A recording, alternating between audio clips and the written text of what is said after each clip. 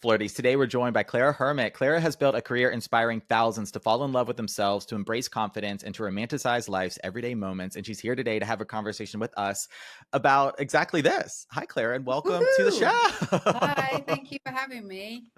Welcome to Flirtations and welcome back home after traveling all summer.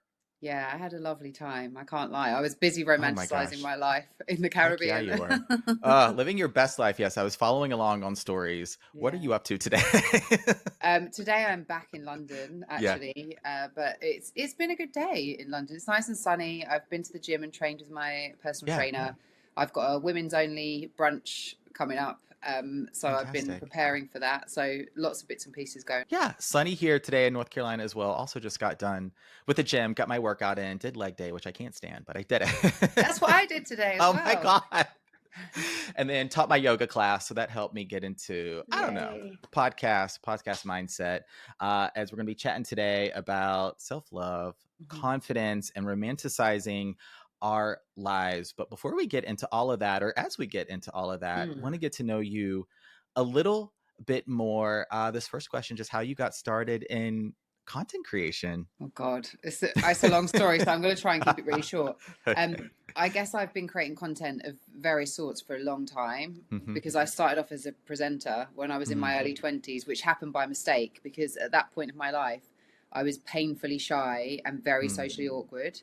And I got drunk at a party. Someone thought I would make a great presenter because when I was drunk, I was fine. And that's how the story kind of began because I did end up presenting and it was like I had a different persona when I was in front of camera, or my kind of fear of being seen just disappeared. But then when I got back off camera, I went back to being shy. So it was this big contradiction. And I've had to learn how to kind of bring those elements of my personality together. But yeah, so I started off doing kind of YouTube stuff, interviewing people, as in rappers, musicians, etc. And then the kind of content that I make now, I guess like female empowerment content and talking about my life as a woman who's 42, single and child-free. That happened by mistake again. I mentioned it once and there was such a positive reaction from a lot of women, but such an adverse reaction from some men that I was like, oh, this is hilarious. Like people are actually triggered by me just being happy. And that was the bit that I think seemed to get people's back, or some men's backs up, was the fact that I was happy with my life. Yeah. And they didn't want to accept that. So it's been an ongoing journey and the trolls give me a lot of content, so I feel like I have to make it. Yeah, and I'm liking every one of those videos when you take the comments, right, like the trolls from the internet, let me turn this into a viral video, and that you do. I can relate to this part of your story where it's showing up for the podcast to record an episode or to make a video. That's where I feel like some of my extrovertedness comes out. And then, I post the video or I stop recording or whatever. And then in my everyday life, yes, I'm friendly. I like making conversations and connections and flirting, of course, but I am more shy and reserved actually in person than I think people would seem just based on how I show up on the internet and on the podcast. And so I want to hear a little bit more about this. And if you feel like you kind of grew into your confidence in a sense, or if you felt like it was maybe always there. I think that I've had to grow my confidence, and I think it's something that anyone can grow. I think I had to really challenge myself a lot. I had to do things consistently and constantly that scared the living daylights out of me. If I'm being really honest, that's the truth. I had to just push myself into uncomfortable, not dangerous situations, uncomfortable situations, because I knew that if I wanted to do what I wanted to do, and if I wanted people to see me, I was going to have to learn how to, be me essentially in spaces where I didn't know how it was going to be received. Because I think when we're around people who we know, love and care about us, we can just show up as ourselves, right? And there's no kind of fear of rejection or etc. But when it's people that we don't know how it's going to go, and that was it for me. And the real turning point was I was doing a YouTube show and it was called Heart to Heart, and I was interviewing rappers, and I would sit opposite them really close, and I'd put my hand on their heart and they'd have to put their hand on my heart. Oh my gosh. Yes. And I'd pretend I was a human lie detector, and I'd ask them really personal questions. And so it was it went really well, Okay. essentially. Halfway, and I was editing them myself. Halfway through the edits, the guys that owned the studio where I was filming and editing, who were people I knew, who I knew cared about me, one of them kind of pulled me to one side and said, look, you know, I think I need to have a conversation with you. And what I want to tell you is that a lot of people in the industry are coming to us and saying that they find you really cold and rude. And Oh, so, wow. Okay. That's not where I thought yeah, this was going. Yeah. no. So it was like it was like someone just broke my heart at that point, because Yeah. I I never wanted to be perceived like that. And obviously, I'm not cold and rude. But the problem is, what was happening is people were seeing me confident and outgoing on camera. They were meeting me in real life, Oh. and I was very introverted. So unless Mm. someone was like, "Hey, how are you?" and really friendly, Mm-hmm. I didn't know how to have conversations. I genuinely couldn't Mm. hold a conversation because I felt so uncomfortable and so awkward. Yeah. And what they perceived that as is she's cold, like she's rude. She doesn't like me. I can understand that. Yeah. So once that kind of happened and we had that conversation, I think I was probably in my late 20s at the time, Mm-hmm. um, uh, maybe early 30s. That was like a real shift for me, because it was like, hold on a second. It gave me a sense of self-awareness because I could really see those situations. Yeah.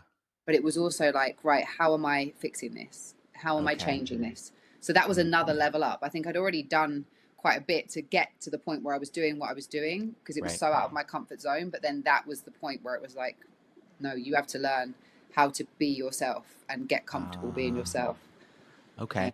I can relate to that. I think a lot of the flirties will as well, where it's you have these different aspects of your personality, or maybe you really feel super confident in one area of your life, and then in other areas of your life, it's like it creates a little bit of this feeling of inauthenticity Mm-hmm. of like Yeah. who's the real Benjamin, right? Who's the real Claire? Like which version of you is you? And it's like, well, it's all me. I just feel maybe more confident in some areas of my life as opposed to others. So yeah, that Yeah. self-awareness, like that would have been a hard conversation if I had been like, if someone were to come to me and be like, "Oh, actually," but so important that you were able to grow from that rather than getting stuck in the wow.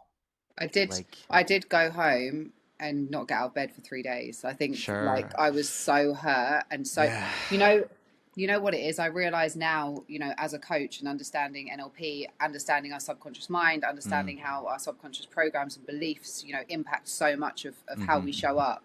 That one of my subconscious programs was no one likes me.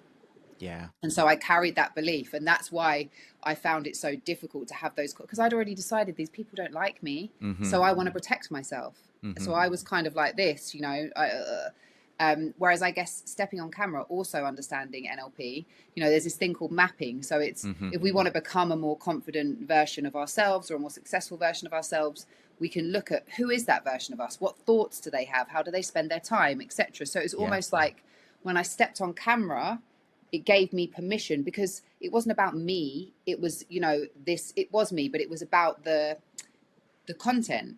Right. But as soon as I stepped off and the questions became personal, or it was very different, I suddenly felt that kind of need to protect myself again. Yeah. And so I think the funny thing is that my belief was no one likes me, but because the way I showed up due Mm-hmm. to that belief, it ended up being a self-fulfilling prophecy where people didn't like me.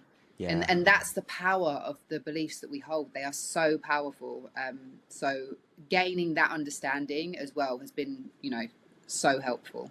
Yeah, and I'm glad we're talking about confidence in this way. I mean, one of the questions I wanted to ask you is like how would you define confidence? And just relating it back to what you said, is it the moment where we are confronted with a realization about ourselves or how maybe we're perceived by others? And then what do we do with that information? What do we do in that moment? Do we kind of step up to the challenge? Do we grow from it? Do we step back or retreat? Do we identify with that core belief or core beliefs we have? For me, it's like that one, you're not good enough, right? Like that's mine that I still have to work through all the time. And so I'm curious just how you would describe confidence. I think that people perceive other people as confident. So I'm sure there's loads of people that will perceive you as being confident. Yeah. They'll perceive me as being confident, and they'll have an idea of what they think confidence is. And Okay. they will probably assume that confidence feels comfortable. that confidence feels, good, and that it's something that we can just do. But actually, I think it's the understanding that confidence is grown out of uncomfortability. I know there are some people who are naturally very extroverted, and that is just how they are. Yeah. But I think for a lot of us, confidence comes from getting out of your comfort zone. It comes from getting uncomfortable, because there are things that we want to do, right? So it's not, we're not forcing ourselves into situations that we don't want to be in for the sake of it. There are things that our soul, or on a deeper level, we know we want to do, whether it's a podcast, whether it's, street interviews, whether it's writing a book, like whatever it is, standing on a stage and talking to people, we all going on a date, like whatever it is, we all have things we want to do. But then comes the fear that actually, this is going to be so uncomfortable, I'm going to be so anxious, so I could never do that. They can do it, I can't do it. And all of these beliefs are then triggered. Yeah. And then at that point, that's where confidence comes in, because do we go through the fear and do it, or do we allow that fear to keep us stuck, never trying? Yeah. And so for me, confidence is going through that, doing it, and it's what you gain from that experience as well, because now you're like, oh, that's now within my wheelhouse. I've done it once, I can do that again. Now what else can I do? And it starts to grow, and you start to be able to really push and test yourself. So I think it's that, like, solo traveling, I guess, is another great example. So many people I know are like, oh yeah, I know you're the kind of person that can go solo traveling. You have a really great time, but I just, I'd feel so uncomfortable. Yeah.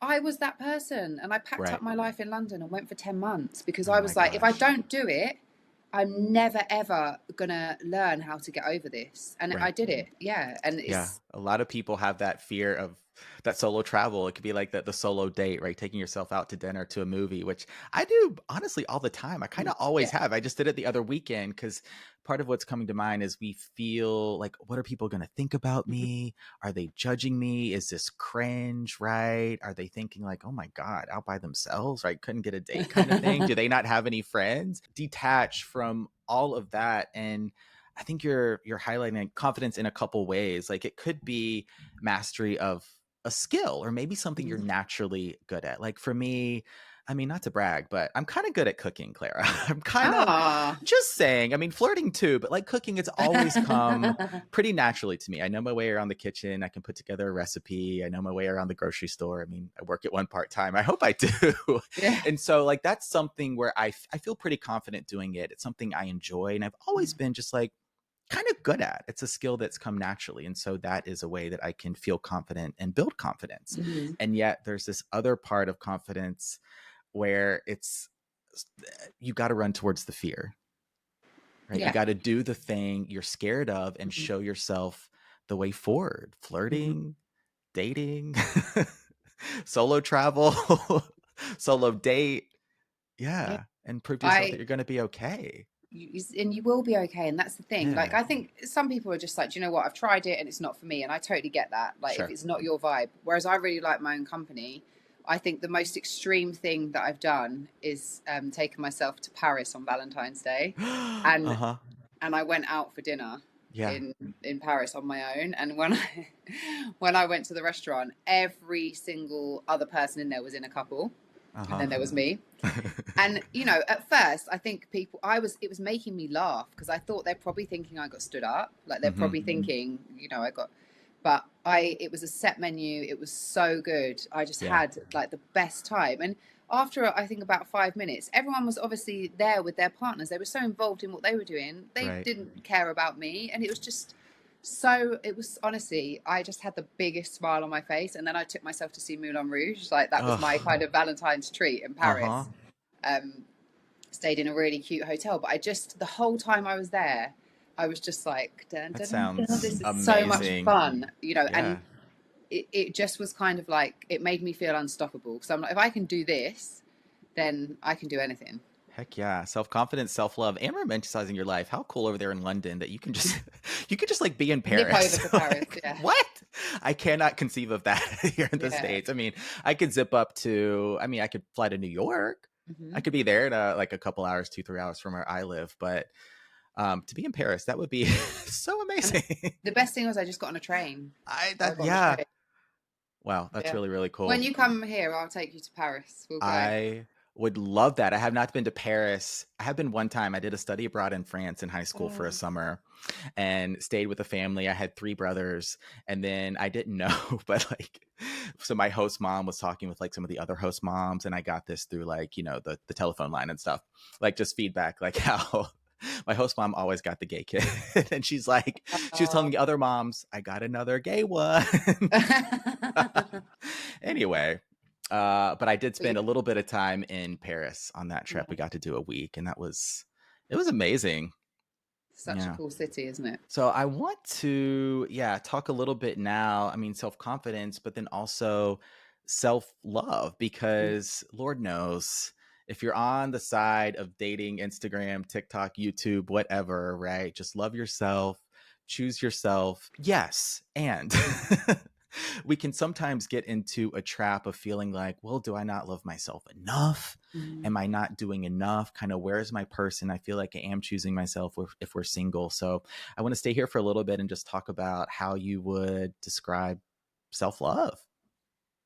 I think self-love is it's a lot of different things. It is all of the kind of stuff that I guess is shown as the aesthetic idea of self-love. So it is that kind of taking ourselves for dinners, treating ourselves, doing things outside of ourselves that Yeah. are make us feel good. I think that is all part of self-love. Mm-hmm. But there is another part of self-love, which is, I guess, for me, it's kind of like reparenting yourself. Because Yeah. when you decide that you want to change your relationship with yourself, when you decide that you have had enough of being your own worst enemy, of, being negative, the negative thinking in your head, like all of those things, when you decide you have absolutely had enough of that, Mm-hmm. what are you going to do about it? And it's the actions you take towards, helping yourself create a better life, helping yourself create a better inner world. Those actions are self-love, whether that looks like seeking out a therapist or a coach, Okay. whether that looks like making the time and space that you need to do the things that support your mental health, journaling, going to the gym, all of those things. So it's self-discipline. It's also the internal. This was a big shift for me on I guess like my self-love journey. The internal dialogue switching from, I feel terrible today. I look terrible today. Everyone's Mm-hmm. going to think this of me.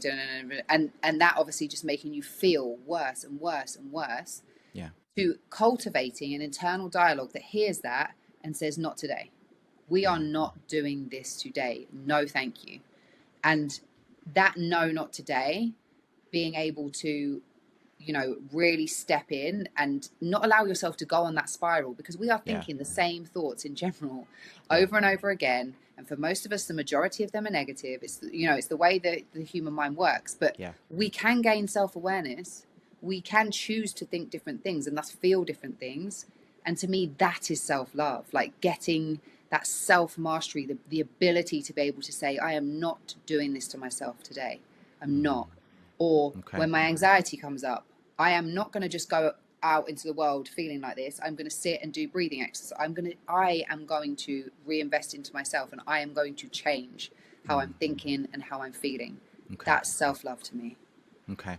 All right. That's really, really helpful. That self-love it's about all the practices that you can do that just make you feel like that pour back into your own cup, right? We hear that advice a lot. Just doing the things that you enjoy. I want to ask this question where sometimes we feel like, we're doing maybe really well in some areas of our lives. Maybe our dating lives are going well, but our career isn't, or the career is going well and some of our other relationships are not. And so maybe using some of the NLP, the neuro-linguistic programming, some of these mindset tricks, like how can we not focus on what we feel is like not going well?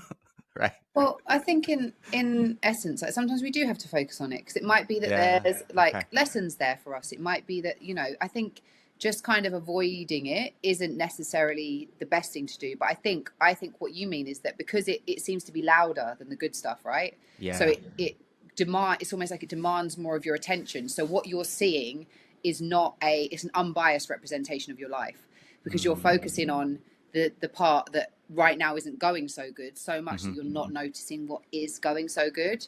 And so I think actually it's really important to understand how we work and how Mm-hmm. our minds work, because for me, understanding that, you know, the kind of stories that we tell ourselves about ourselves, Mm-hmm. again, part of our subconscious programming, that we might have been telling ourselves this story for years. I am not good enough.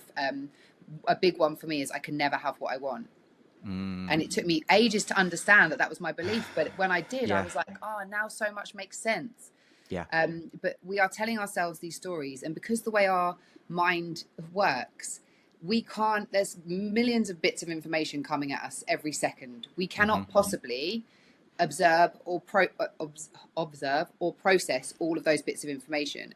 So Okay. what our brain will do is filter out what it thinks isn't relevant to us. Mm-hmm.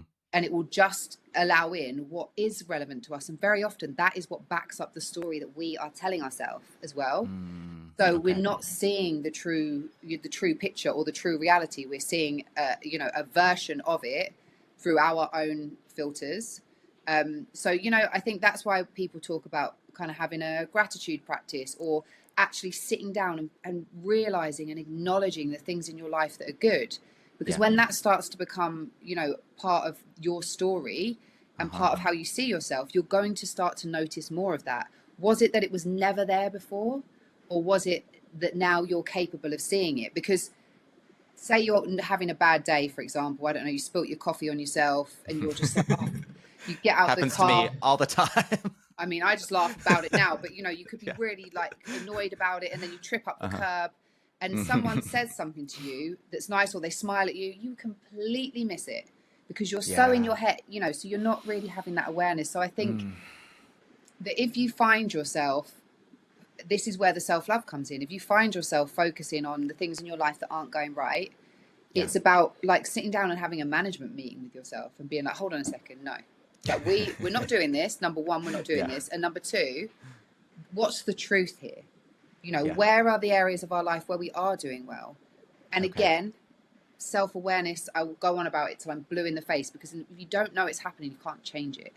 So the next time, if you bring in self-awareness, you catch yourself being like, oh, you know, this is, you've forgotten about the bit that's going well and you're concentrating on, I don't know, like, I'm never going to get this promotion. No one ever notices the good work that I do. My life is so rubbish. Da, da, da. And you catch yourself in that cycle, and then you're like, no, not today. First of all, none of that's true. None of it's true. And second of all, look at all the good stuff that I do have in my life. And I know it does sound simple, I think, but it's so hard to do, because It is so hard to much do. of what our brain does is unconscious. Especially in the moment when you're having that day where it's like the cascade of what else could go wrong and then something else does. I mean, ask anybody I know. I always have food all over me, Clara. Like coffee, food. It's terrible. Sometimes I just have to bring 2 shirts to work because inevitably I'm going to get food all over it. I can't help it. But I love having that management meeting with yourself. Like, we're not doing this today. And then also, like, if you're just kind of focusing on everything that's going wrong, recognizing what is going well in the moment and elsewhere in your life. And then also, I like this recognizing when something in your life isn't great, or maybe you're in one of those down seasons or down moments or down, gosh, I've been down bad for many years at a time. And I think sometimes we can get stuck as like we identify with those down moments, like, oh, right, it's never going to happen. It's never going to work out. I can't have what I want. I'm not good enough. Right. We start to identify with those beliefs. And the longer we stay there, it sometimes it's harder to get out. It's really hard to get. It is really Yeah. hard to get out. It is. Yeah. I think that's the thing, isn't it? Like when you're in that place and you're telling it, because the version of you that you need to get you out, Yeah. can't think those thoughts. So you know, that's why it's like sometimes you have to, for want of a better phrase, shake the shit out of yourself and just be like, what am I doing? You know, what am I really doing? Because it does start with us. It doesn't matter what changes outside of us, because all of that stuff might give us momentary highs, but it's not going to be a consistent. And I think one of the things that I'm, you know, most proud of is that I was depressed. I was experiencing anxiety, panic attacks. I hated myself. I hated my Mm-hmm. life. I was miserable. Yeah. So miserable. My life was a chaotic mess. That's the only phrase, like the phrase I can use to describe it. And Mm-hmm. the difference between that and now is so, they're polar worlds apart. It's almost like that person wasn't me. And I look Mm. back on it like a movie. It's not familiar to me anymore. Right. But it does start with small steps. And I feel like for a lot of people, that's not what they want to hear. You know, Yeah. even sometimes with my coaching clients, it's like, I'm very clear with them. A, I can't do the work for you. You have to do the Mm-hmm. work. But B, that, Mm-hmm. there are very few people that have instantaneous awakenings and their life just shifts. For most of us, it's a lifelong commitment Yeah. to small steps every day. And we seem perfectly willing to accept that when it comes to our physical fitness. You know, I know if I want to get to be able to run a marathon, I'm going to put in months of training and get a little bit better and a little bit better and a little bit better. And then in months, I'll look back and think, wow. But when it comes to our internal worlds, changing, retraining, Yeah. we seem to just want a magic fix. And to my knowledge, if there was one, I'd give it to everybody. But to my knowledge, Yeah. it's the work. And that's part and parcel of the journey and the process of being human. That's the thing. As much as we want the quick fix, like the magic pill, the overnight solution, I mean, as tempting that would be, I don't know. I might say yes to that from time to time, but we would bypass the small steps that make us more confident, that give us that belief, that give us that self-love. We'd actually miss all those building blocks to have us become the version of ourselves that we want to be, where we can go out and do everything that we want, accomplish the things we want, so that when we have those difficult moments, when we have those down seasons, we have more resilience, more just emotional, we've got that foundation in place. It's like, I think about it takes 10 years to make an overnight success, right? We oftentimes, especially on social media, see like the highlight reel or see the success, but it's pretty much, you got to put in the work for the majority of people. And also, even the overnight successes. Yeah. Doesn't it depend what you're trying to do? Like, I think for me personally, had I not have been through what I've been through and been through the experiences I have, how could I help support and guide other people? For me, it would feel inauthentic because I'd be talking about something from a perspective of theory, not from having lived it, not from a place of understanding. And so I guess it depends, what it is that your purpose is or your work is in the world, really. Right. But life experience sometimes is the very best training and qualifications that you can get, which can't be replicated. Yeah. And I'd love to, there's a part of your story we haven't talked about, but I feel like it's really important, and that is your mom and sister. And so I'd like to just, if you'd be open with sharing a little bit about that, what your relationship was like, and some of your own health journey as well. Yeah. So my mum died of breast cancer when I was 9. And I would say that was where the belief that I can't have what I want comes from, because all I wanted was my mum back. Like that was it. Every single night I was going to bed crying into my pillow, just, I want my mum back, I want my mum. And I couldn't comprehend. You're a 9-year-old child. You can't really comprehend death or why it's happened. And my parents, I guess they were dealing with things the way that they thought was best, but they didn't tell us that my mum could die. So I knew she was really ill. I'd grasped that. But in my head, old people died. I was 9. So I had no comprehension that she was going to die. But I think her death is one thing, but after her death, also, it's like, the way I describe it, it's kind of like the upside down in, what's it called? Oh, and Stranger Things. Yeah, I mean, it's not as bad as that, but everything kind of looks the same, but it's not the same. Like, nothing is the same anymore. My dad, just, his whole personality changed overnight. And, that's it. Your world's never, ever going to be the same again. You're suddenly different from all of your peers. Like, they can't understand you. Their lives are just normal, and yours is never going to be the same again. So I would say that was kind of like the start of the chaotic mess era of my life. I had an older sister, Emily, and then my younger brother as well. There's 2.5 years between all of us, and I'm the middle child. Do with that what you will. But Emily and I, like, we kind of were typical sisters, I guess. We would fight and argue sometimes, but as we got older, we got closer. when she was 25, so I think I was 22 or just 23 at the time, she got diagnosed with breast cancer.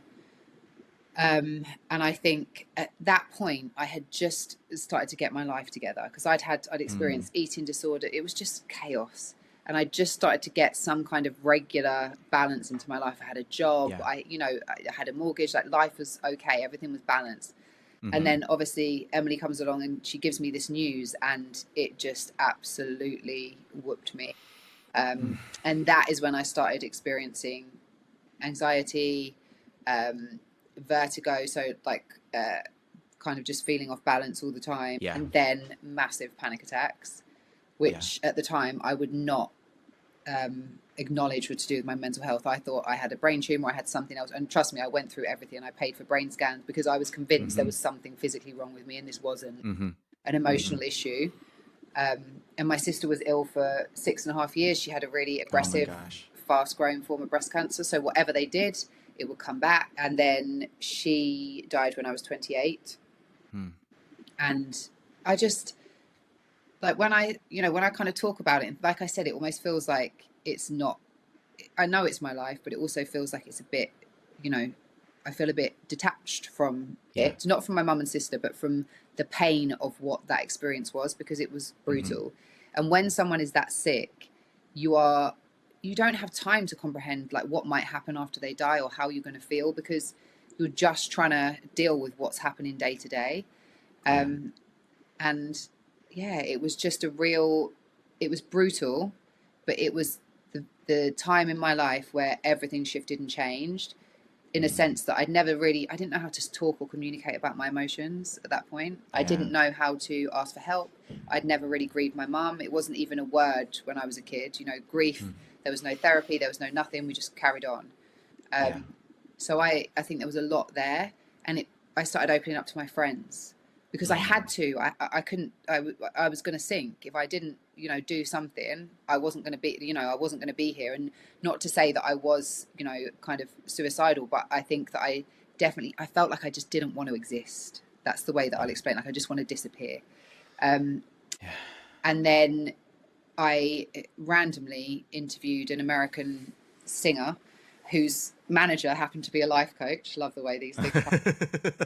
Here's the synchronicity coming in. And we'd like been invited on a night out. That was me and my friend, and we were all in the hotel lobby, and I ended up having a conversation with the guy who was the life coach, and he really challenged some of my beliefs and mentalities. I think I carried a little bit of victimhood, where it's like, I can't do that because my mum died, or life is unfair, and all of that, I'm disadvantaged, I'm this, I'm that, blah, blah. And he just challenged all of those beliefs, and he recommended to me the work of a lady called Byron Katie. And her thing is called The Work. It's a written inquiry, it's a written meditation, and it's questioning your beliefs, essentially questioning those deep-seated beliefs. And I was like, I read the book, and then I was like, I need to learn more. I found a practitioner in the UK. Then I ended up going to LA and doing 10 days of her school for The Work, it was called. And that started a journey, I guess, with personal development, with spirituality, with myself, that is still unfolding, and I think will continue to unfold for the rest of my life. In 2015, the start of 2015, I knew that I carried the same gene mutation as my sister, so the BRCA gene mutation, which I was told gave me an 85% life chance of getting breast cancer. And the best course of prevention, I was told, was to have a double mastectomy, so to have my boobs removed. So I did that at the start of 2015. And that was also when my content started to change, because rather than it being about entertainment, so up until that point, it had always been, kind of interviews, etc. I started to talk openly and personally about my experience, and got like a really lovely kind of response. So I think that helped me to kind of just be like, I don't have to separate things. I can be all of myself. And so I had that operation done with a reconstruction, and it shifted. Well, it shifted my whole relationship with my body, because I had to. I was facing the fact that I might wake up and have no boobs. I might wake up and have something that needs a lot more work before it looks okay. I might lose my nipple. There was all of these different things, and I was just like, I just have to get to the point where I have no expectation.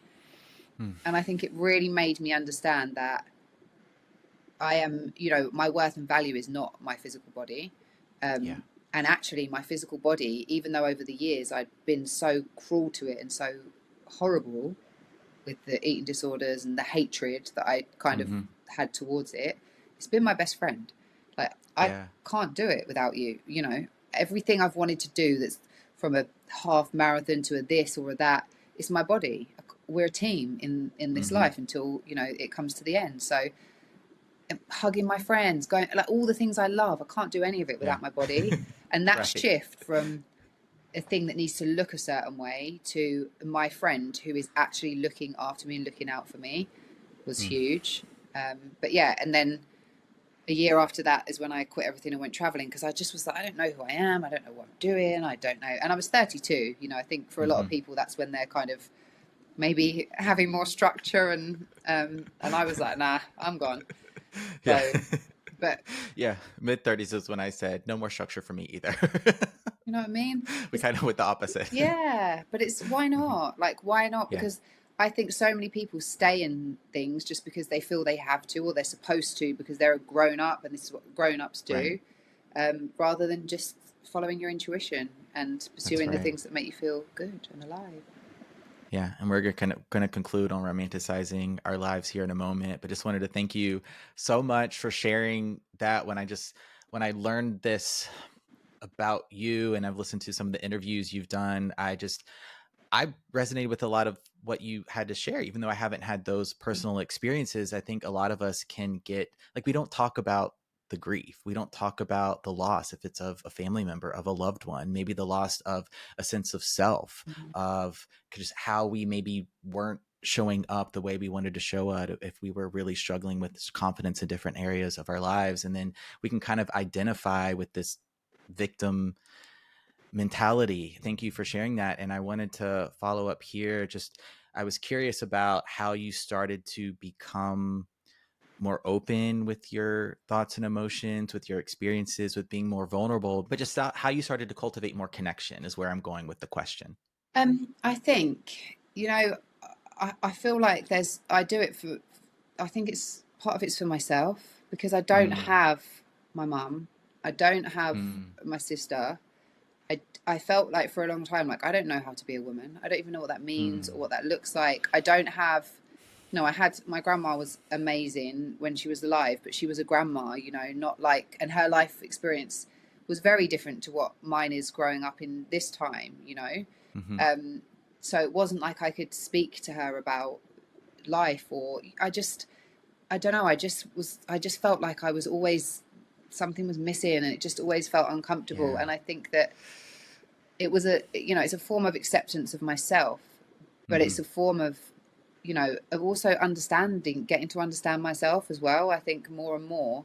And Mm-hmm. I think that it resonates with other women, because people go through that process. Our lives is right now, I guess, as women especially, but maybe I'm sure you can relate as well, look very different to maybe what our parents' lives looked like, Yeah. and so Mm-hmm. we're kind of navigating something that's very new and different, that we might not Mm-hmm. necessarily have a map for, or Mm-hmm. an understanding of.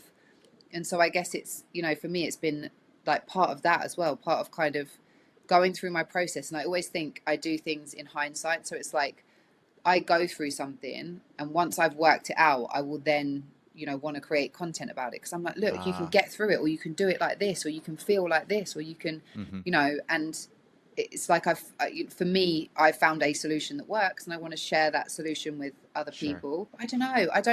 I don't know where that, like, desire for to kind of share things so openly comes from. you know Mm-hmm. I'm not sure. Maybe it is like having your life witnessed. I don't know, because I wouldn't say it's for validation, Yeah. because I don't need, it doesn't really matter what anyone says, etc. I'm doing it Mm-hmm. anyway, because it's something that it feels like I need to do. So Yeah.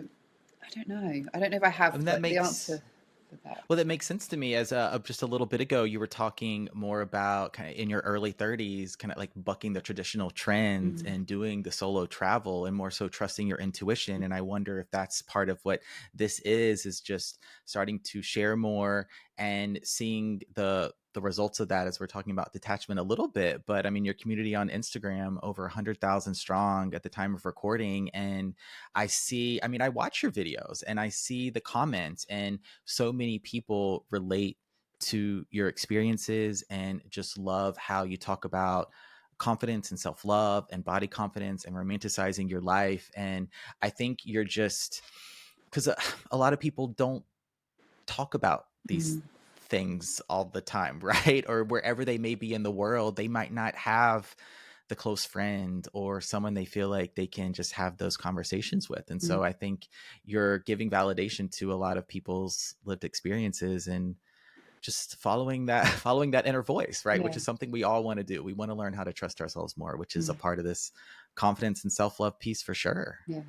And I think it's because I am good. I genuinely am happy. Yeah. I'm genuinely experiencing, joy on a regular basis. And there's like some kind of misconception that you can't, or it's not going to happen. And I think Yeah. that for me, it's like, it is a choice. It is a choice. Mm-hmm. I could sit and be like, oh, I'm so lonely. I live with my friend, and I live together now. So as of a Mm-hmm. year ago, after living on my own for years, which I loved, we decided Yeah. to live together, which has been great. And, Uh-huh. again, like not many people live with a friend in their 40s, but Right. that's what I'm doing. It sounds amazing, Yeah, honestly. it's good. It's a lot. We like cook together. We have a lot of space. It's Yes. allowed us to kind of have a much bigger living space as well. So we have our own spaces. Yeah, And yeah, I think it's been, I don't know, it's just me creating a life, I guess, from scratch, with absolutely. going, actually, all of this stuff that I thought I was supposed to do hasn't happened. So now what? And Mm. there was a moment where I was really unhappy, and I talked about it in a video recently. I think when I found out my best friend was pregnant, I was selfishly very devastated. She's leaving me and I'm being left behind. But when we are confronted with those situations, it's like, okay, I have a choice. What am I going to do with this? Am I going to allow Mm. this that's going to define the rest of my life? I'm just going to sit around and be sad about it. Because also, if I sit around and be sad, I am in a terrible energetic space to meet somebody. I'm only going to That's meet true. someone who sees me as vulnerable and that they can take advantage of me and whatever else. Whereas actually, there's a whole life to live. And I feel like sometimes I have a little bit of a unique perspective because my mum and my sister aren't here. I'm Mm-hmm. almost the same age. My sister died when she was 31. My mum died when she was 43. I am nearly there, just after her 43rd birthday. So Mm-hmm. for me, it's like, how dare I? How Oh, dare I be alive and have all of the opportunities and possibilities of fun, happiness, and enjoyment when they can't be here? And yeah, it might not be my ideal. It might not be exactly the way I planned it, mm-hmm. but how dare I? Like, that's the way I think of it, not to be horrible to myself, but I'm like, come on, get a fucking grip, excuse my language. But there's a whole Yeah. world out there. You can choose to sit and be this way, or you can choose to go and just have a ball. And that's it. That's your options. What are you going to Oh, choose? yeah. I kind of don't know what to say. I've just love this interview. We're gonna just end here as you were, I think, talking about a lot of the aspects of romanticizing our life, Yeah. right? Yeah. Kind of this how we can just, because you sometimes we sometimes feel like something is missing if we're Mm-hmm. single, right? I'm in the single shoes too, and maybe we have the friend that's that's pregnant, getting engaged, getting married, right? And we're maybe the only single friend left, or we're having some of those thoughts of like, oh, when's it going to happen for me, kind of thing, like the Sunday morning or the weekend night, like, yeah, I'll do a solo date or go out with friends, but maybe a romantic date would be nice too. So how we can just be with those experiences and still have this mindset of how dare I not just be Enjoy in my the life. moment and enjoy my freaking life. Yeah. Yeah. You know what? I think it's that thing of, I would love to be in a happy, healthy, committed relationship. I would love that. Mm, But that hasn't presented itself for me as of yet. mm. So it's not like I'm not really missing out on anything. I just haven't met my person Ah, yet because it hasn't come. And if I look out into the world, being really honest, if I look at friends, if I look at family, if I look at people I know who are in relationships, a lot of them are far from perfect and they are not relationships I want. So very often what we do is we romanticize a relationship. We romanticize what it is to have children without seeing the part where you're knee deep in nappies, you've had 2 hours of sleep and you're reconsidering your life choices. Right. You know, not saying that I wouldn't want to be there, but I would also love to have kids, but I want to do it with a loving, supportive partner. So, you know, it's that idea that we're kind of saying, well, you know, I can't be happy until I have. I can't start living my life until I have. You know, it's not fair because, but actually, I just think you've got the life you've got. So what are you going to do with it? You know, and the happier you are, the more content you are, the more you know your worth and value. That is when you are more likely to align with somebody Yeah. who is right for you. That is when you can say no to people who are not right for you. And, That's right. you know, I think, what are we really, we're romanticizing what we could have, but we couldn't have it because we haven't met that person yet. You know, like there's none of my ex-boyfriends or people that I've dated in the past that I look back and think, oh, that's the one that got away. I'm so disappointed, you know? Yeah. It's not, it doesn't exist. I'm like, thank God I'm not with that person anymore, because if I'd not had the balls to leave them when I did, I'd be stuck in a terrible relationship, maybe with a child, feeling awful. So I think, again, it is that, you know, getting a grip of ourselves. You're allowed to feel like the feelings of, oh, it would be nice to have someone like, God, yeah, Sure.